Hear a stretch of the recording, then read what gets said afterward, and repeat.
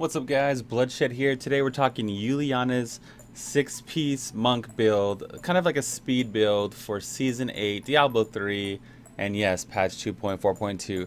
Now, LTK is still going to be the best build out there. So since every monk out there is going to have Uliana's, I decided to kind of make sure, test a build that works, that's easy to play, a build you guys can play, easy to pick up, and then you can work your way toward the LTK build or whatever speed farm build you like. So once you get your 6-piece set, it's going to increase the damage of Exploding Palm by 250%, and your 7-sided strike detonates Exploding Palm, which is great. Okay, so since this is a super speed build, we have Madstone. Okay, so the Madstone is going to apply Exploding Palm, so it's going to apply it and blow it up instantly.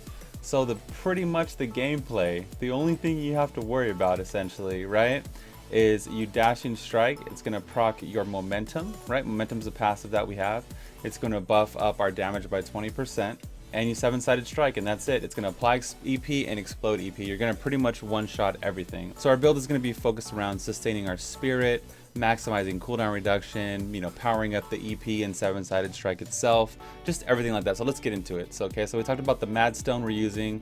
We're also using the 6-piece Uliana's with Ring of Royal Grandeur in the cube. Nemesis bracers to pop the elites from those pylons, and then it's just going to be a free kill, and it's going to also proc our Angiam. So I am focused on Angiam in this build.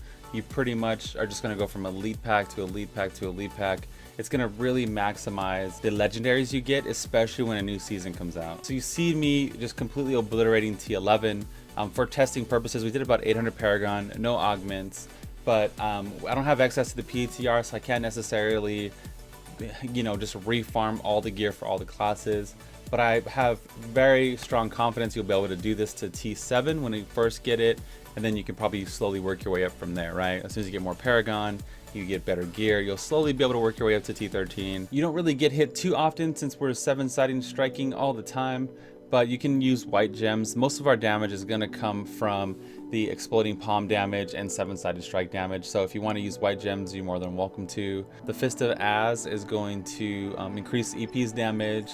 The Lion Claw is going to increase the 7-sided strike damage. Convention of Elements for lots of damage. You can see in the video we use like level 30 gems, level 50 Bane of the Trapped. Our Gogok is really high, but it doesn't really give you any damage.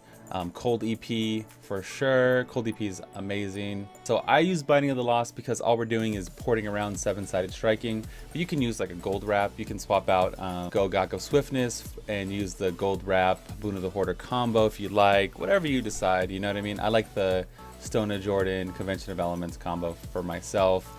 There's kind of leeway because your main damage is going to come from you 7-sided striking, you porting to another pack, you blowing them up consistently, right? So there's kind of like lots of leeway with this build.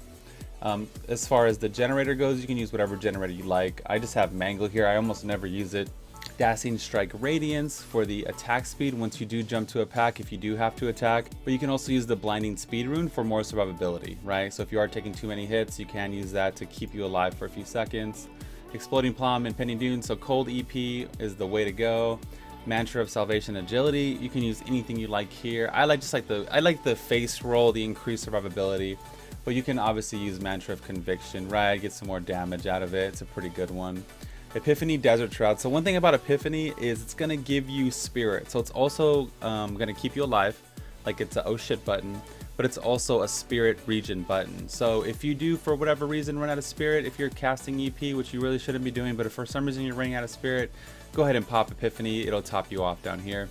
7-sided strike, sustained attack is pretty much the best in slot for that one. Harmony is going to help keep us alive throughout the rift. Determination is going to give us huge amounts of damage. Momentum, damage buff, Beacon of Utar, reduce cooldowns for 7-sided strike, and dash and things like that. For the Hellfire Amulet, I did go with Exalted Soul. So if you don't have a Hellfire Amulet when you just turned 70, I would probably take out Determination and swap in Exalted Soul if you're running low on spirit. Okay, if you're a monk pro, you can probably balance out your spirit. You can probably get spirit from a mantra and all this stuff, but this is the build I came up with. I like to make Netflix and chill builds, like I always say. So hope you guys enjoy the build. Remember, all you gotta do is jump in here, 7-sided strike, watch everything blow up. You can see it in the video.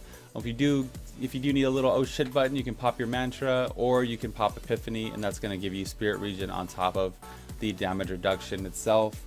As far as Paragon, I would max movement speed to 25, dexterity, offense. If I had to pick one, I would do crit and then crit damage, and then probably cooldown reduction attack speed. For defense, I would focus on all resist just to stay alive, and then I would focus on probably armor, life percent, life regeneration.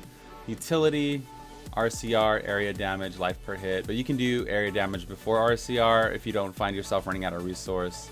These are the two best basically in almost every scenario. If you want to find out how to play Z-Monk, I'm gonna put a link here on the screen. If you need a leveling guide, I'm gonna also put a link here on the screen and any other relevant information. Thank you guys so much for watching the video. Big shout out to my Patreon supporters out there making this possible today. If you have any questions, you can catch me at twitch.tv/bloodshed. I stream there about 6 days a week, and I'm going to be streaming a lot in Season 8. I'm going to pretty much no life it until BlizzCon, until we get, so we get to find out the future of Diablo from there. But yeah, this is the Bloodshed. Thanks for watching. I'm out of here. Peace.